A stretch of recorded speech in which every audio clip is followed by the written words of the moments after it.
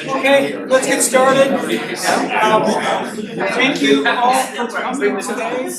And welcome to the Ocean Engineering Ocean Seminars for the 2024-25 academic year.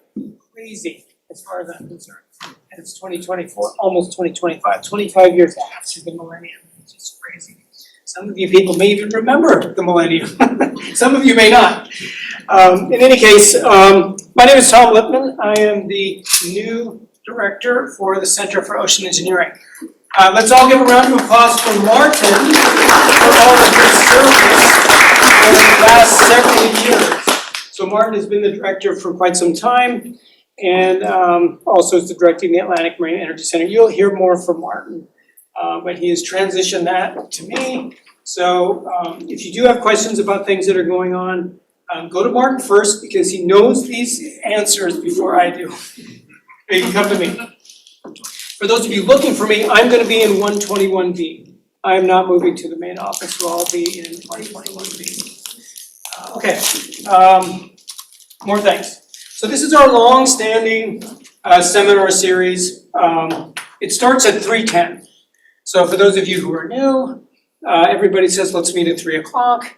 If you do things on the academic side of UNH, you're going to show up at 10 after the hour. If you're doing all things research related, you're going to show up at 3 and wonder where everybody is.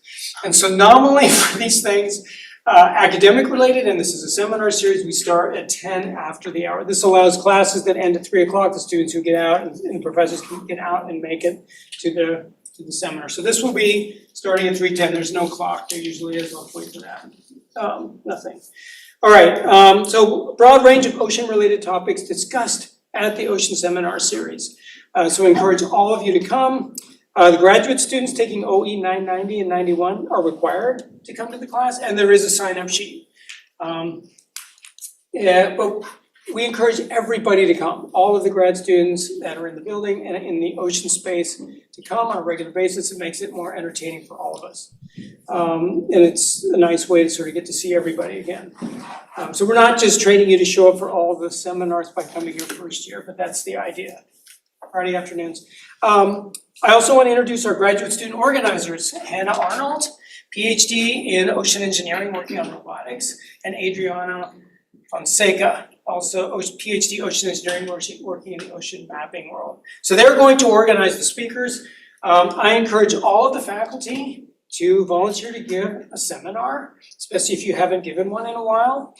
They will be reaching out to you. If there are any students who would like to give seminars, that's also fine. Please reach out to the seminar coordinators. And we'd love to hear what you guys are doing research-wise. Roughly half of the seminars are CCOM related, mapping related, and the other half ocean engineering, but there's no real divide. It's kind of all one big thing. Okay, all right, so I'll do the welcome. A couple of things. We will talk a little bit about the high bay and the facilities in the high bay. There's a couple of individuals who are going to be really important for you to get to know if you're using things in the high bay. John Ahern, who's not here today, and Mike Tuttle, who is in the building today, but he's not here in this room. Those two people are going to be, I'll talk a little bit more about them and their roles here. After I end up talking, then we'll do what we call our lightning one-slide overview presentations by the ocean engineering faculty. Not all of them are presenting today because they didn't all respond to my email, but some of them are out. Some of them are at sea. We'll actually be talking about their stuff while they're not here. And so we're going to go through those very quickly. It should say 60 seconds or less. And I am talking to you faculty who love to talk about their stuff. We have lots of things to do, but we have a lot to get through. So when the time comes, we're going to go very quickly through those and just give people an idea what people are working on. I always find this very interesting too, to show up and say, oh my God, those guys are doing something. I didn't even realize they were working on that. Okay, so that's what's going to happen today. Let's talk a little bit about Chase Engineering Lab. Many of you know this, many of you have been here a lot longer than I have. So the Center for Ocean Engineering in the Chase Ocean Engineering Lab dates back to 1995. The graduate programs in OE predate that even, so they've been around for a long time. The undergraduate BSOE program started in 2015 in mechanical engineering. It has been within the center for the last 2 years, since 2022. So now we house both the undergraduate program and the master's and PhD programs in ocean engineering. Also in this building, on that side of the building, is the Center for Coastal and Ocean Mapping, a NOAA Joint Hydrographic Center. We have 2 co-directors, Larry Mayer from the CCOM side, and Captain Armstrong from the Joint Hydrographic Center side. He'll have a few words to say a little bit about this later. There is the Center for Ocean Renewable Energy that's been around for 15 years. Many of the things in the ocean space, energy space, have been sort of transitioned to the Atlantic Marine Energy Center, but not everything done in the ocean renewable space is in the center, so we still have CORE. And that's directed by Martin Wozniak. There's the Center for Acoustic Research and Education, CARE. We house the acoustics graduate certificate. Jen Mixes-Holds runs that program. And then the Center for Sustainable Seafood Systems, that's run by Dave Fredrickson, also with the School of Marine Science and Ocean Engineering. So we have several centers associated with the Center for Ocean Engineering. Try to keep that straight.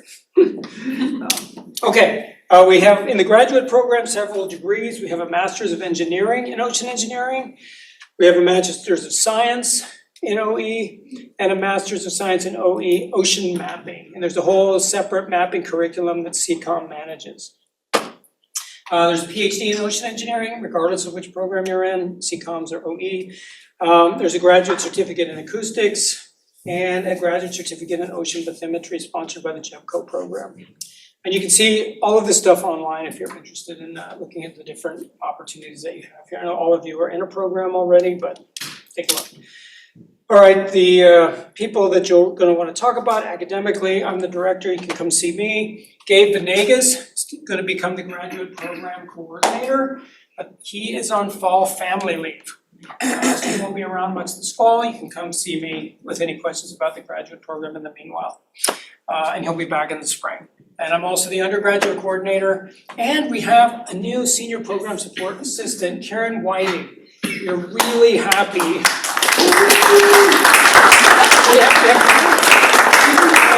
Chase 102, she's really it's just changed how everything is going on around here. Things are actually getting done. And so this is a really good thing. Thanks to Karen being here. Okay. All right, so those are the people. And then there's all of the faculty. There's 30 or so faculty here that supervise students, serve on committees, do research in ocean engineering. We have lots of other faculty, including these people, in addition to them, who do research related to ocean engineering, who we collaborate with. There's marine biologists, there's oceanographers, there's all kinds of people working in the marine space. And the Center for Ocean Engineering is one of the main centers on campus for this marine energy stuff. This is not in alphabetical order, so if you're looking for yourself, you may not find yourself easily, because we didn't have time to do that. Couple of notes, Arazu Hassan Khani, she is a new faculty member who started last spring, so some of you may have already met her. She's in the Department of Electrical and Computer Engineering and Ocean Engineering. She is also on family leave this fall. So she's provided a slide. I will talk a little bit about her work, but she is probably somebody many of you may not be that familiar with unless you remember her job interviews and so forth. And I think everybody else more or less has been introduced at some point or another. So many of these people you'll hear from here in a few minutes. All right, the Chase Ocean Engineering Lab. Okay, so this started in 1995. Rob Swift, Arbos Jellicoe, Ken Baldwin, 3 main ocean engineering professors since the 70s, dating back to the 70s. Sort of had this vision of getting the tanks together. So what you see in the high bay and this part of the building, that was the original Chase Ocean Engineering Lab.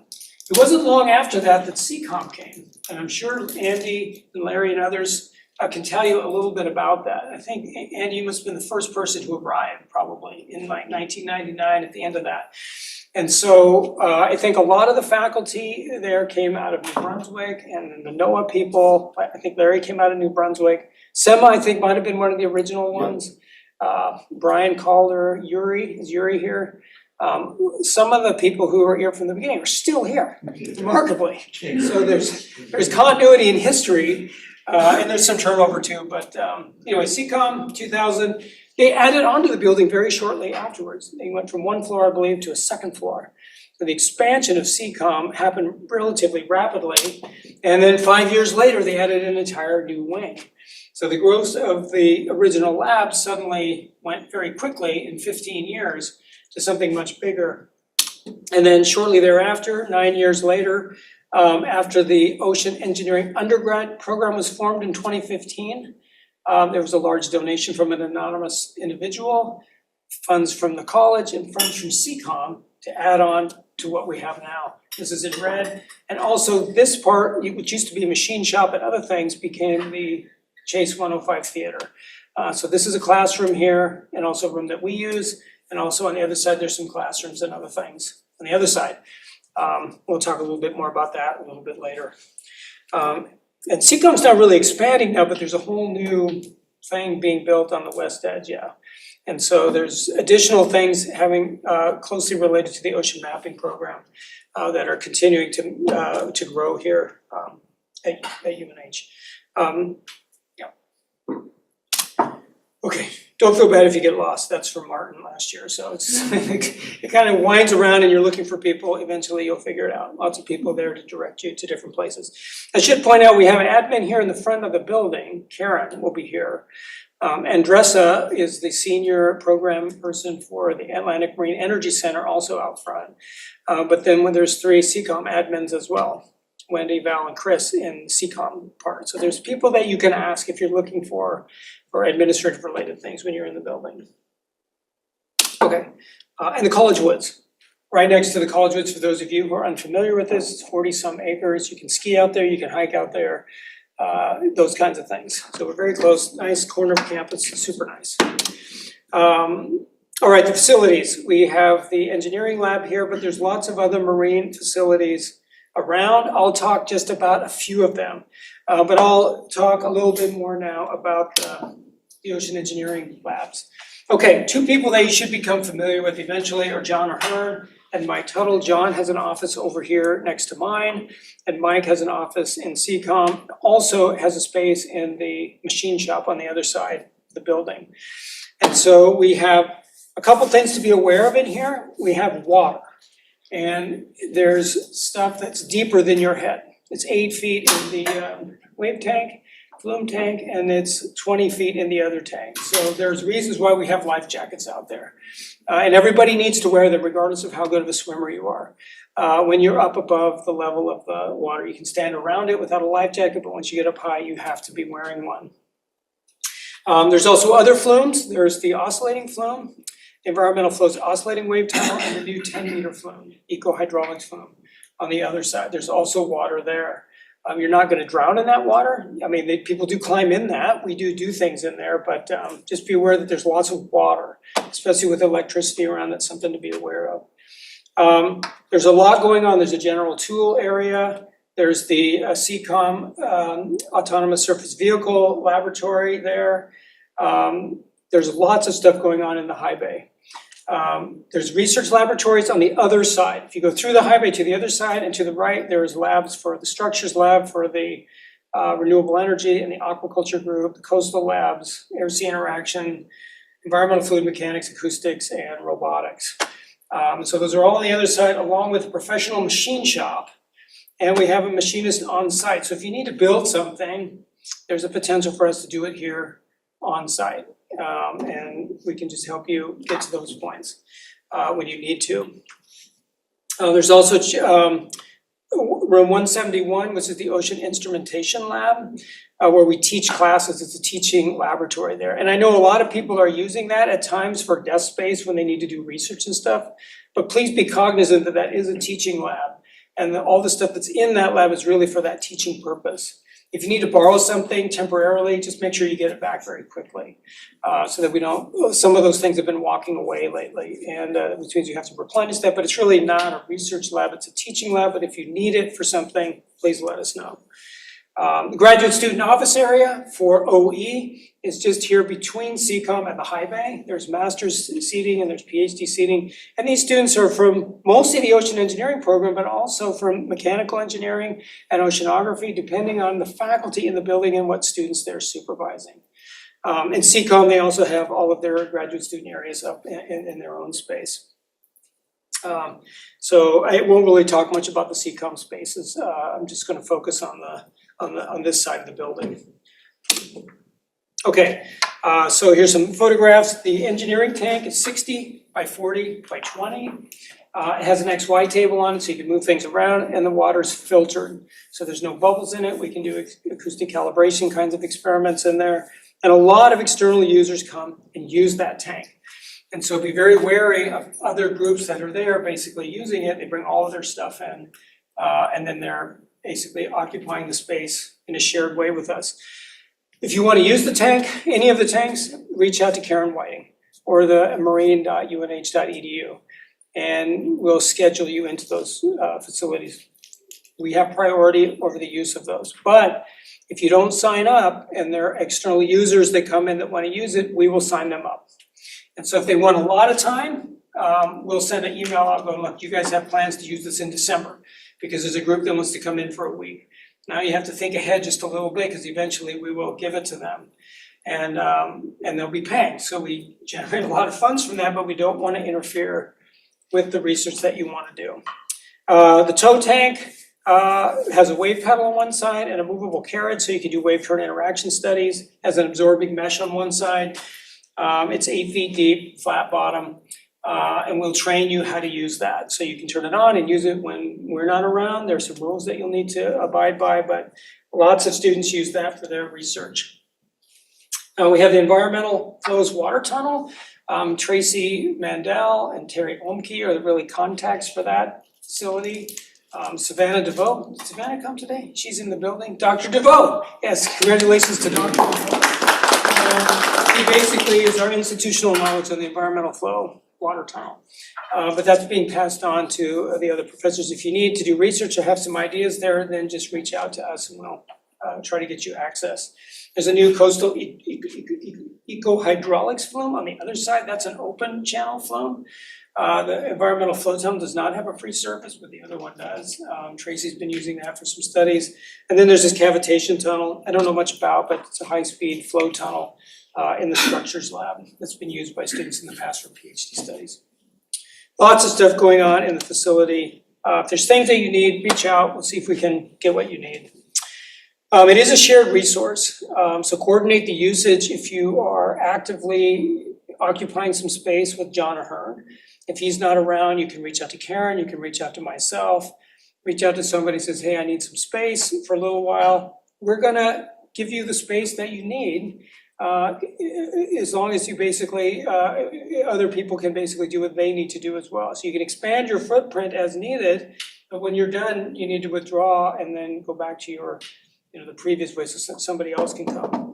The preferred storage is not the high bay. We've got some storage here. John has been working for years trying to clean that out and getting to the point where the high value space is really used for high value things. So storage in the PI's research lab, super important, not in the high bay. And there's some things that just don't fit. And so we work around that. We put the things where we need to, but we try to keep as much space as we can for everybody. And John will be the point of contact for that. There's just a picture here of sometimes it gets very, very crowded in there. External users come in with all their stuff and then it becomes busy. So just be careful as you're going through the high bay. So I should comment about that. This high bay has some special rules safety-wise because we're allowed to walk from this end of the building to the other end of the building. That's how you get to that classroom. Other students on campus come and walk through the building to get to those classrooms. And they come in and they're not wearing closed-toed shoes. They've got a cup of coffee in their hand or they've got food. That's gonna be allowed. But if you're working in the high bay, you should have closed-toed shoes, and there's reasons for that. There's lots of reasons why you would need to have that. I don't think I need to explain that.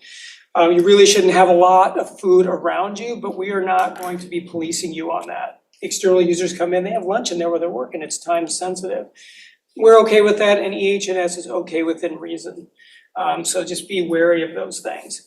there are lots of tools and so forth in the high bay. And here's the path that goes between the tank and the wall that you get to the other side. These are tools, saws and other cutters, and they're moving pieces. So you need to be really careful as you're walking through there. People may be working there. And so this is a non-compatible space for a walkway, but it's what we have. And so far, we have not had any accidents. Let's try to keep it that way. When you're done, please clean up your space. It should look like this when you're done. Even if you're there and it's a little messy and you're done, put the other things away too. You know, sometimes people forget. Let's all try to help, clean that up together. Or John will come find you. And some of you may know John, and he will definitely find you if the space is a mess. And it's important because it's tight in there. And if things get out of control, as some of you may remember from a few years ago, before we started cleaning up the space, it was like unusable in some ways. So please be wary of that. There's lots of shared resources. We have lots of nuts and bolts and hardware and pieces from old projects and so forth. Help yourself. That's what it's there for. Try not to make a huge mess and then leave it behind. Just put it back after you decided what you wanted. And then take it, it's yours to use. We also have some outside space, outside with some outside hardware. You're welcome to that as well. People who want things and want to keep them will keep them in their labs or mark them as this is mine. And then you won't use that. But the other stuff, all free for any of your projects that you may have. And if there's something that you need, reach out to your advisors, reach out to your center, reach out to us and say, look, I really need this to complete this project. We'll try to find some resources for you to get that done. All right, lots of training things going on. If you don't know how to use a machine tool, ask. We'll train you on that. It's not hard. We're not going to limit you being able to use that, but we're going to try to show you how to use it so that you know how to use it. So be sure to ask. Also, the cranes and the hoists, you can't use those until you get checked out. And John and Mike will coordinate that checkout. And all you have to do is reach out and say, I need to use this crane for this purpose. I need to get checked out on that. And that training is done, I think, externally. So it's not done every week, but I think there's an external group that comes in and trains people on that. And maybe John and Mike are trainers, I don't know. The same with the forklift. If you need to use the forklift, you need to be trained on it. And then once you're trained on it, then you can use it. But until then, don't use it. Find somebody else to help you move the stuff you need until we can get you trained. All right, if it's a one-time thing, just have somebody do it for you. If you want to use it for a long time, let's get you trained. And then I think the certifications are good for a couple of years. Same with driving, by the way. We have an ocean engineering vehicle. It's actually the School of Marine Science and Ocean Engineering, and also CCOM has their own vehicle. If you want to drive those, you need to do the defensive driving thing. And if you have a New Hampshire license, you'll have to have a background check for your New Hampshire license. Apparently, if you have an out-of-state license, you don't need it. Don't know. Anyway, training to John and Mike, and ask me about the driving stuff or the CCOM people, they can help you with that. Okay. This came to our attention, location of the first aid kits. There are, I think this was sent out via email, but we thought we'd point it out. On the second floor of CCOM, there's first aid kits. These are pictures of where they are at the top of the stairs by the elevator. You can see it here. And also on the first floor in the CCOM area. So that's the first floor up there, there's the second floor. So that's where the first aid kits are. In the OE part of the building, inside Chase 102, you've probably never seen that view. You literally have to go in and around back by the refrigerator. That's where it is, kind of hidden back in there. But there's also one in the high bay. Go through these double doors and run to the right. There's a first aid kit right there. And finally, the AED machines and the tourniquets. Second floor CCOM. This is on the new wing. The new wing. So you have to go through the Admiral's conference room out towards the side wing in the back there to find it. You won't find it on this side. So everybody should at least at some point walk by it so they just know where the heck it is. And in the first floor here of Chase, it's right outside the OE office, right here by the front door. There's an AED machine. There's also some fire extinguishers, mostly at the end of the hallways. And there's one down by 171. You'll see all those cabinets there. Hidden on the other side of the cabinets is the fire extinguisher. But there is one there, and usually they're on the ends of the hallways. Okay, just bringing that to people's attention. All right, so I need a motor. Ocean facilities and labs. Here we are in Durham. Here, that's the number 1 up there. There's other facilities here. There's number 7, that's the Jackson Estuary Laboratory. That's about a 10-minute drive from here on the estuary. There's boats and things that we can get access to. The Tidal Energy Marine site right here, that's number 2 at the Memorial Bridge. That's the NSF Living Bridge project. Then you've got at Newcastle, our research facility, the Coastal Marine Lab with all of its vessels. And then number 4, here, 4, 5, these are offshore sited, permitted sites for aquaculture and other things. And then there's stuff on the Isle of Shoals. All right, so some of these people talk very specifically about that. Here's a picture of the facility. There's a large pier, 300-foot long pier. The Gulf Challenger, here it's a 50-foot vessel, carries 33 people maximum, something like that, with an A-frame. And the Gulf Surveyor, 48-foot mapping vessel run by CCOM, which is a catamaran. They have their own captains for both of those and a bunch of marine people that help with that. There's also a bunch of other boats not really pictured here. There's the Tego, some other boats that are used in aquaculture, and other small boats that you can use. If you have a small boating license from New Hampshire, you can get checked out by Dave Shea in the Marine School, and you can use those vessels. If you are a 100-ton or 40-ton pilot or captain, please let us know, because we need to know that, because there may be reasons why we can't take students out anymore because of Coast Guard regulations on that. And so we're working through that. But if you're a big boater and have a license, let us know. That's the Hassler, the research vessel Hassler. That's a swath vessel. It's a catamaran. That's part of NOAA's fleet, and it's home ported here in Newcastle. So lots of NOAA officers that are living and related to that. So lots of NOAA people in CCOM, some of them are related to this. That facility also, I think, is going to be shared for a little while with the Coast Guard, because the Coast Guard pier was damaged during a recent storm. And so I think we're gonna build a temporary dock on the other side. I'm not sure exactly what's going on, but there may be some Coast Guard people on the dock. And then some other things going on related to some of the research that's happening here. The Living Bridge site, I'm not gonna spend too much on this. I'll let Martin talk a little bit about this later. But it's at the Memorial Bridge in outside of Portsmouth. Open ocean aquaculture sites and other permitted sites offshore. I'll let Dave talk a little bit more about that when his time comes up. Big aquaculture group, come on in. Tracy, come on in. Dr. Mandel, everybody. Did you already go through? You haven't got to your slide yet? You haven't? Not yet. Okay, Yeah. I'll be back. Some people are still doing research. Yeah. So the seminars will be announced weekly, and they're also maintained by CCOM, the IT staff. And so you'll be able to go see what the upcoming seminars, you'll see the previous ones, you can actually watch them. Previous years are also that have been recorded since COVID, you can go back and look at those if you want, for all the 991 seminars. Andy, did you want to say anything about CCOM? Well, I think you said Pretty much everything. Yeah. Oh, I'll say only one more thing. It is the premier hydrographic center in the world. We have the best mapping group anywhere. And I think that's pretty amazing. There's something like 80 industrial partners now, something like that? Just under 70, I think. Under 70, just under 70. So 70 some, industrial partners who come actually annually, contribute to what's going on. So if you're interested in ocean mapping, this is the place to be. And we have lots of overlap. If there are resources here that I need, often walking into CCOM, asking their staff and faculty and everything, and students, what's going on? And they can really help us. So thank you, yeah. There's a YouTube channel for those of you interested, the School of Marine Science and Ocean Engineering. There's a website here, you can follow this later. But if you have some interesting research that's going on, let us know. Talk to Sally, Nelson, reach out to them, and we'll put it up on the site so that people can actually see what's going on. It's really good outreach for us to be able to do things like that. So please consider that. All right, that is all that I wanted to say.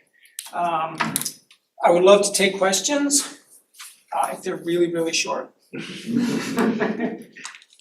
the status of the seawater laboratory that was at the Coast Guard station? Still active. Yeah, it's still active. Yeah, absolutely. And the Coastal Marine Lab is what it's called on the Coast Guard facility. That's still active. Yeah, fully functional. So there's a seawater place where the seawater is sucked in. You're doing a lot of biology and chemistry experiments there. which is what we call the Coastal Marine Lab. Then there's the Judd Gregg Marine Complex that's nearby, but that's still very active, yeah. Right. Yep. Okay, in that case, we shall begin. The faculty presentations, I think there are 24 of them, so we would like you to be as brief as possible. You can either come up here quickly and talk about his facing, or you can stand where you are, but make sure you speak very clearly. It would be better if you could at least move to the side so that people online can hear you better. It's harder to hear if you're talking in this direction.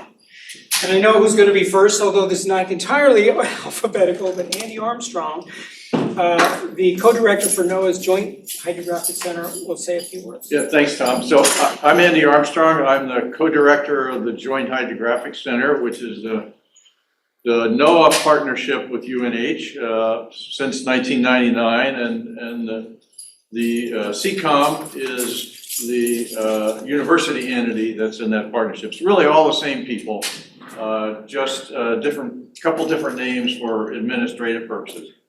But so I'm here as a co-director. Most of my work is coordinating the operation of that center with NOAA, but I am engaged in some continental shelf survey research. I've been involved with the U.S. Extended Continental Mapping Program. Just in December of 2023, the United States declared their sovereignty over 1 million square kilometers of seafloor based on the work that we've been doing here. This is beyond the 200-mile EEZ limit. So a huge addition to U.S. waters based on the work that's been led here at Joint Hydrographic Center, Center for Coastal Mapping. I teach in the second semester a segment of advanced topics in ocean mapping, and together with John Kelly, teach seamanship for ocean engineers, seamanship and marine weather for ocean engineers. Okay, excellent, thanks Andy. And those of you who don't know, I think Andy has a seamount named after him, don't you? Oh, I have a basin named after. A basin, sorry, he has a basin named after him. Tom Ballestero. Not so good as a seaman. Tom Ballestero is on sabbatical. He is in civil and environmental engineering. He is our coastal engineer. Does lots of things with working with nature and green infrastructure kinds of things. So if you have any interest in that or questions, he's the go-to guy. Does a lot of work with a lot of people in the ocean engineering realm. He's been around for some time, so he has a lot of institutional knowledge. His office is on in Kingsbury. No, his office is in Gregg Hall, sorry. Okay, moving on, Tom Bakevich, the director of the Data Visualization Lab. Hi, so yeah, this is director of the Data Visualization Lab. We're back in one of the additions on CCOM back there in the maze. So if you're walking around the building, you'll notice it. It has all the great TV screens and everything. So most of us in the Viz Lab are computer scientists, so we take our knowledge of computer graphics and interactive technologies and we apply it to ocean mapping and other problems. So we have a lot of fun stuff back there. We have a 50 megapixel tile display. So if you have really high resolution maps or data that you want to lay out and you don't want to have it on a little screen, you can go in there and you can use that. It's essentially one giant screen. So almost any application will run on it. We also do a lot of virtual reality and augmented reality. So we have different headsets that are available. We have tools that we've created for cleaning point cloud data, for example. It's just a lot easier to clean with a real 3D interface than it is on a desktop. And we're always available to talk back there. So if you have anything you want to visualize or tools you want to learn how to use, come talk to us. Yeah, thanks, Tom. So really, if anybody ever has, if these guys are ever giving tours or something, take advantage of it. It's amazing. It's like you're in the movies again. And they're the ones who do the viz thing out here on the wall. So you see the model that's basically putting the currents up on the Great Bay estuary. That's them basically helping us with that. All right, thank you. Brian Calder. Brian is the co-director of CCOM, or not co-director, but associate director. That's the title, yeah. So Brian also has been around, I think, when Andy came and some others. He is in Greenland. He and North of Greenland. He and Which is pretty far north, by the way. he and Larry are incognito right now, out at sea. Brian does a ton with bathymetric processing and uncertainty, and wrote this thing called Cube, I think it was. And when I came here, it was like the thing, basically, that was like, oh my God, no one was so interested in that. So he is a really integral part of what's gone on in the center for quite some time. Seafloor characterization, digital signal processing, Brian is an expert in this, and always happy to talk to you. So go talk to Andy, or I'm sorry, go talk to Brian. But not loudly, because he likes to wear the big things on his head. Okay, so we'll move on. Jen Dykstra. So Jen, I think, is diving, right? She is diving. Yeah, so Jen Dykstra, she is a marine biologist, marine ecologist working in CCOM. She does a lot of seafloor characterization studies related to what CCOM is interested in. A lot of benthic ecology and mapping, a lot of diving. She's on the dive board here. I've collaborated with her a bunch on these things. She knows a lot about the ecology, how to map the seafloor in fine detail as divers. And I know a little bit about the flow and the currents and things like that. So she's been around for some time. She's out at sea right now in the water somewhere. And teaches courses and supervises students in a lot of programs. Sema Dykstra. Yeah, so hi, I'm Sam Dykstra. I'm strongly involved with the curriculum that is at CCOM, taught at CCOM. As you can see, I teach many of the courses there, so much so that students probably get pretty sick and tired of me at some point. I hope not. We'll try and limit that. I also do some research, some on hydrographic surveying, some on benthic habitat characterization, and simultaneous localization and mapping. And what I'm interested in right now is to map very, very large objects like ships as they pass by structures. And I'll leave it at that. Thanks, Sema. So Sema, he doesn't know this, but he's one of my favorite go-to people when I've got questions about mapping. He sees me coming, he's like, oh my God, not him again. So thank you. Diane Foster, she is the director of the School of Marine Science and Ocean Engineering, professor of mechanical engineering. She's the one who started the OE undergraduate program here and was a former director before Martin was. Her work is in small scale fluid dynamics, fluid bed interactions.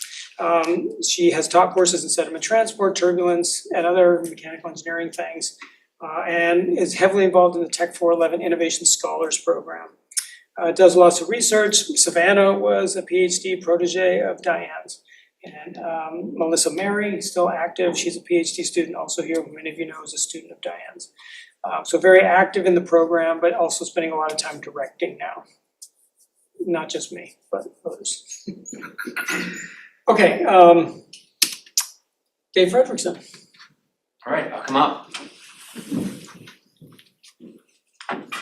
Hi everybody, I'm Dave Fredrickson. I'm a professor of ocean engineering and in the mechanical engineering department. I'm also director of the Center for Sustainable Seafood Systems. What the heck is that? Well, let me tell you. First of all, by training and my technical capabilities, I am an offshore ocean engineer. And so I simulate waves and currents, forcing on offshore structures, particularly aquaculture structures, the forces, responses, tensions in the moorings, ground tackle, ropes, shackles, all that kind of thing. But I focus on aquaculture. Being director of this seafood center, I manage four marine sites where we're permitted to do aquaculture, and that's aquaculture of macroalgae, so seaweeds, oysters, mussels, scallops, and finfish, particularly steelhead trout. And so one of the things I am operating right now with an extensive team is this integrated multi-trophic aquaculture system where we go steelhead trout as a fed species, and then we also have extractive species, mussels, and sugar kelp that take the nutrients, simulate the nutrients from the fed species.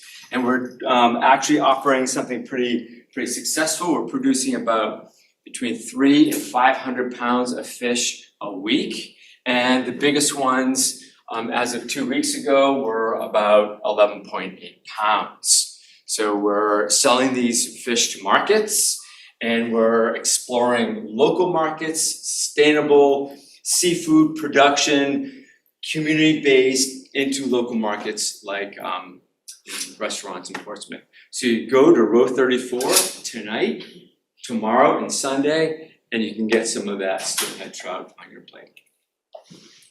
I teach Introduction to Ocean Engineering. I love undergraduate teaching. I love it. And I also have a new course, Design of Recirculating Aquaculture Systems. But I've taught a whole slew of ocean engineering courses over the last 20 years or so. And I'm funded by various government agencies, DOE, NOAA, USDA, Atlantic. All right, thanks, Dave. Fun fact, Dave used to be here before he went off for 15 years at the Naval Academy, and then we got him back just a couple of So years. I was here before this building. I was here when this building got built. I was here when CCOM came, and then I left. I had a great career at the Naval Academy for 17 years, and then kids grew up and everything, and they recruited me to come back. Well, I don't know if they recruited me, but No, we didn't. I didn't. Just showed up. I came back. I showed up. You're cutting into my time. This is my fault. And there's a little bit more. So I work on coastal things. Last year I told you I do the beach basically is my job. I've been paid to go to the beach my whole career, making field observations and doing theoretical kinds of studies, and more recently over the last 7 or 8 years doing numerical modeling kinds of things. So it's coastal related physical oceanography, and I collaborate with biogeochemists to understand sort of how things are pushed around in estuaries and other places. I teach a number of classes, including Ocean Measurements Lab, but also plug here for analysis of geophysical time series data, which will be offered next semester. Highly recommend it to everybody. And ask students who've taken it before you jump into it. Okay, John Hughes Clark, professor in earth sciences and ocean and mechanical engineering and ocean engineering. He sits up in CCOM, and he is out at sea also right now. And he may be gone for some time. John does a ton of stuff. I don't even know if I can describe it, but he teaches the integrated seabed mapping class. He's taught marine geology. He does hydrography.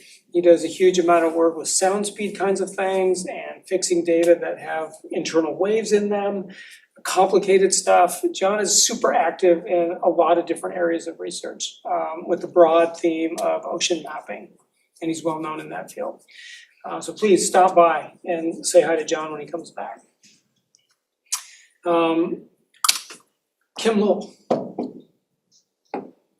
I thought I saw Kim here. Did he step out? He must have stepped out, maybe he had to go. So Kim is a data scientist in CCOM, does a lot of work with marine machine learning, AI, visualization. I'd probably do best by just reading his slide to actually describe all the thing that he does. But if you're doing quantitative stuff with data analysis, Kim is an expert in this area.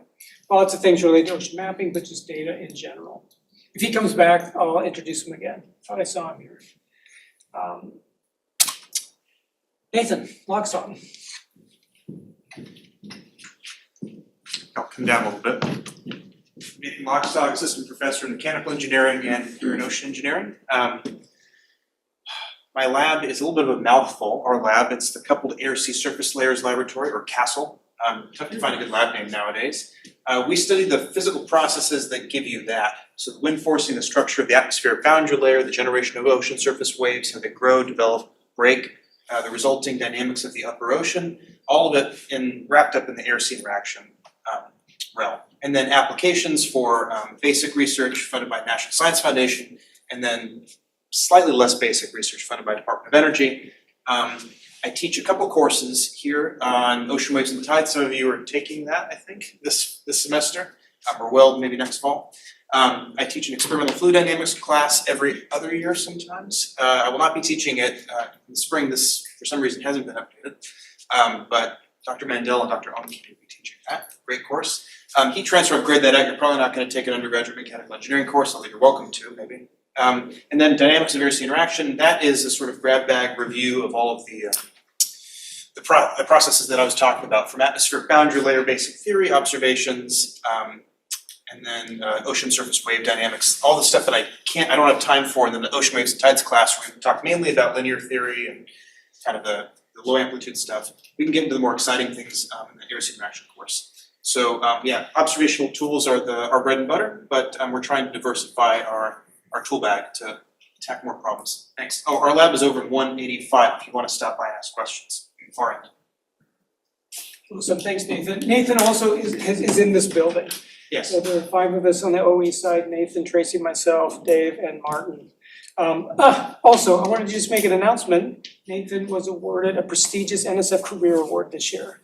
So that was awesome. Yeah, I know Tracy and I were too. Tony Lyons. So Tony, I think, is also out at sea. Haven't heard from him in a while, so I expect that he's at sea. He's underwater acoustics. And Tony is an expert in underwater acoustics. He works on active systems, he works on passive systems. He's active, his office is still here, right? Is it still up in CCOM, right? In the new wing upstairs. In the new wing, yeah. So Tony works with CCOM, he works with Ocean Engineering, he works with the Center of Acoustic Research and Education. He is out at sea a lot. And when you go, he always seems to be in weather like this. So just be careful when he says, hey, would you like to come with me? Just bring a jacket or two, or he'll provide, if he says, I'm gonna provide a jacket for you, you know it's gonna be a rough time at sea. Okay, so Tony's not here. Oh, he's funded a lot by Office of Naval Research and NOAA and others. Okay, Tracy. Yeah. Okay, hi, I'm Tracy Mandel, I'm a professor. Hey Tracy, can you come around to the side, because we can't hear if you're, yeah, sorry. It's like Face to the right? side, you don't have to come out. So I'm a professor in mechanical engineering and ocean engineering. I'm located between Tom and Nathan in that hallway.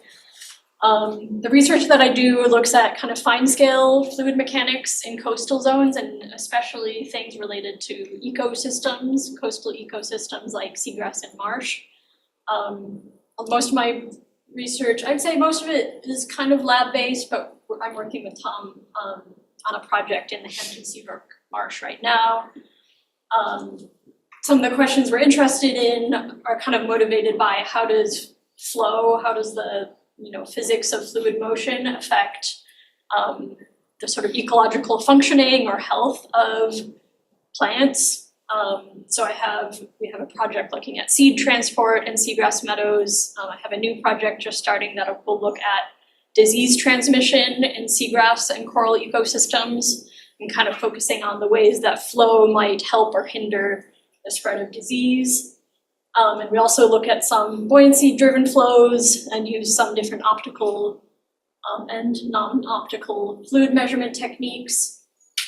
In terms of teaching, I guess kind of the main course that I may see OE grad students in is ocean hydrodynamics in the spring. But I also occasionally teach another graduate level course that kind of follows on from that. And then the current plan is that next academic year, I'll also be teaching as part of an NSF grant, a course on science writing for the public, kind of focused on marine science and engineering applications. So getting a chance to kind of learn how to explain your own research better, teach other people, learn about some other research, and kind of improve communication of science. So.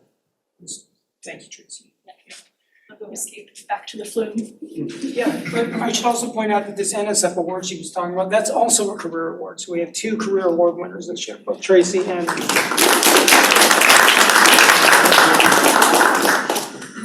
all right, Giuseppe Musetti, he is not here. I believe he's in Italy somewhere. I'm not sure exactly.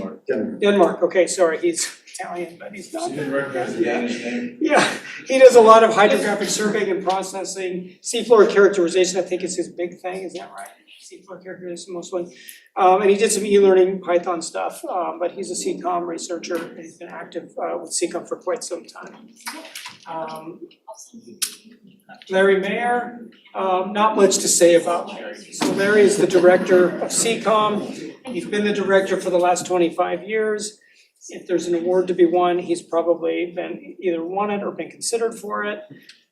He does a lot of things with seafloor mapping, the law of the sea. They're out there in Greenland right now. It's local sea level rise kind of things. He's got his hands in a lot of different pots. He does do some teaching, especially with things at the upper graduate level, and has funding from a number of different sources. And he really oversees CCOM, and he and Andy and Brian together all sort of run the whole thing.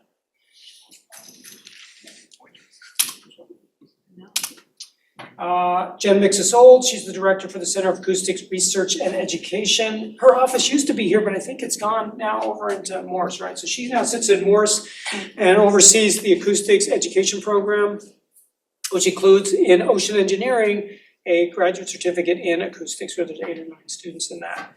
She's taught courses in bioacoustics. She does a lot with passive listening for whale sounds and things like that, and then she analyzes that data to tell us something about what the whales are doing and the noise in the ocean and how that impacts mammals and so forth. So she knows both about the acoustics but also about the biological side of the world.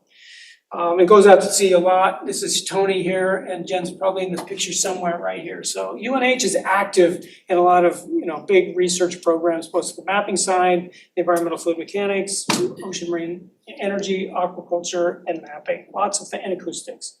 Lots of And Jen and Tony together have a certificate program that can go along with the degree program. The acoustics in one? acoustics. Yeah, the graduate certificate in acoustics. Sorry, I meant to mention that. There's 8 or 9 students in that program. So there's a ocean bathymetry certificate program, and I think it's called ocean bathymetry or something. I forgot what it's called, but it's ocean mapping. And then you can get a Cat A certificate in that as well. And then there's the acoustics certificate. Okay, Julie. Rocky. I'm like dead in the middle in the back here. Alright, hi, I'm Julie. I am an assistant professor over in civil and environmental engineering, and so I'm your resident, I guess, only civil engineering professor that's gonna be around this semester. But I'm affectionately known as the dirt girl. I've been introduced to like stuff that I've presented at in the ocean space as that. So I primarily care about characterizing different coastal environments and habitats, as well as seabeds for various applications related either to renewable energies or aquaculture. We have a project with Dave about that, and looking at how do we incorporate other properties related to soils into marsh habitat restoration, work over with some folks in the biology department, and just kind of, I like dirt, so that's what I do. Also, kind of like Tom, I got a PhD based off of going to beach, so I guess Tom, Ken, and I have that in common with one another. In terms of over here in the OE space, I teach design of ocean structures, so if any of you are involved or need to take that class, I would teach that every spring semester. But I also teach 2 grad electives. Starting this spring, I finally get to teach my grad electives again. I'll be doing an in-situ testing test for geotechnical testing, which might be applicable to some folks over here. And then spring of 26, I will be finally teaching again my marine geotech class that I know has been of interest to a lot of folks over here. So if you ever want to talk about dirt, just come find me. Thanks, Julie. And Julie's office is in Kingsbury. Yes. Gabe and I are actually neighbors, so if you ever happen to have to come see Gabe for whatever reason, he and I sit right next to each other. And I'll bring up Gabe later. He's not here, he's on leave, but I'll point that out. Arizu Hasankani, new professor in electrical computer engineering. Her work is with offshore renewable energy systems. She does a lot of control, design kinds of things, and optimization for efficiency in wave devices and other things. She teaches undergraduate courses in ocean instrumentation and also control system things out of the electrical engineering program. She started last January, is on leave this semester, family leave, and she'll be back in the spring. She's awesome. Yuri Razanov. I didn't see Yuri here. So Yuri, again, one of the original, I think, CCOM people who started. He does lots of work with, I don't know how to describe it, 3-dimensional kinds of camera-related stuff for visualization kinds of purposes. A lot of analysis of imagery, and a lot of it is airborne imagery, I think, in addition to other things, right? Underwater imagery too. Underwater and other types of imagery, that's where his expertise is. Fun fact, he loves tennis. He's probably at the US Open right now. He gets to remember where he is. He's also got a wicked sense of humor. Anyway, Yuri's up in CCOM as well. Igor Sukrov. He is a professor in mechanical engineering. He does a lot of things with computer mechanics, but also finite element analysis and structures. He works a lot with Martin and Dave and other people doing structural kinds of things. So if you're interested in finite element analysis, he teaches a course in that. If you have questions about that kind of stuff, Igor is somebody you want to go talk to. He works in a lot of different spaces, including the marine space. Yeah. His office is over in Kingsbury Hall. Maywin Thane, another professor in mechanical and ocean engineering. She's a robotics professor and control systems person. She runs the student robotics club here out of one of the labs on the other side of the building. She also has all of her grad students in the lab on the other side of the building. Super active in things having to do with autonomous systems, surface vehicles, underwater vehicles, airborne vehicles, satellites, things in space. She's the control systems person for that. And Hannah is one of her PhD students. Teaches the robotics class every year, for those of you who are interested, and other classes as well. Actually, I'm not 100% sure robotics is gonna be offered this year. She may be asked to be doing another one, a different class anyway, we'll see. Okay, Dave Venegas also couldn't make it, he is on family leave. Special fun fact, he doesn't need underwater dive gear. He can actually just basically stay down for as long as he wants, apparently. Not recommended, by the way. So Gabe works on geoacoustics. So he's an acoustics expert, things that bounce acoustics off the bottom and the interpretation of that data. That's really where his expertise is. He teaches the underwater acoustics course. He was hired just a year and a half ago as a faculty member. He's also in civil engineering and has the office next to Julie. His lab is on the other side of the building over here, so you'll often see him here. He is on family leave again, as I mentioned. He'll be back in the spring, and he will be the graduate coordinator when he comes back. He will be your go-to point for questions related to that. There he is. Martin.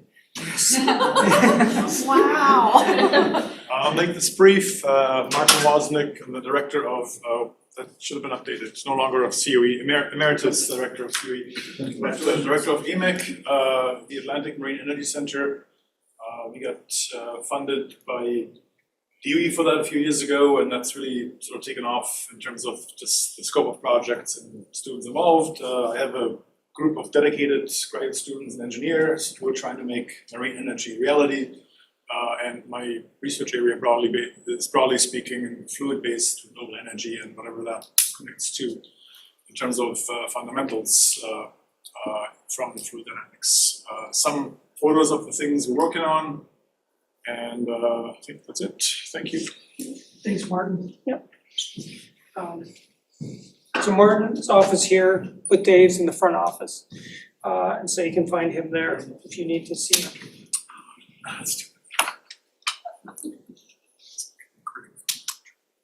That's it. Thank you all for coming. There's a few other faculty who weren't able to make it today. Hopefully you get a chance to meet them again sometime. This PowerPoint presentation will be up on the CCOM site, the whole recorded thing, if you guys want to take a look at it. If you remember something, you want to take a look. Right, any final comments from anybody? Thank you for staying a few minutes late, and thank you guys for all staying on time, appreciate that, just a few minutes over. Oh, I would like to mention one thing. So, I don't know how people feel about this, but we have in the past tried to get groups together to go down to downtown after Friday, say around 5, maybe even a little later than that. Often with the speakers who come in, but if anybody wants to go down to Tideline tonight, I would like to go down. Tom's fine. Yes, yes. Maybe I will, we'll see. So there might be a few of us going down to Tideline, maybe around 5, between 5 and 6 or something like that. So if people are in the area, want to do that, and have a way of getting home safely, that would be kind of a fun thing for us to get started, especially on a beautiful day like today. That's not required by any means, and it may vary from week to week. Also, finally, seminar speakers. Adriano and Hannah, please reach out to them if you're ready to talk about some of your stuff. And we'll even go out with you. I'll even buy you a beer if you get to talk to you. And we'll go out and have some things at it. Okay, thank you all. If you respond within a week, I'll buy it with you. There you go, yeah. Wow.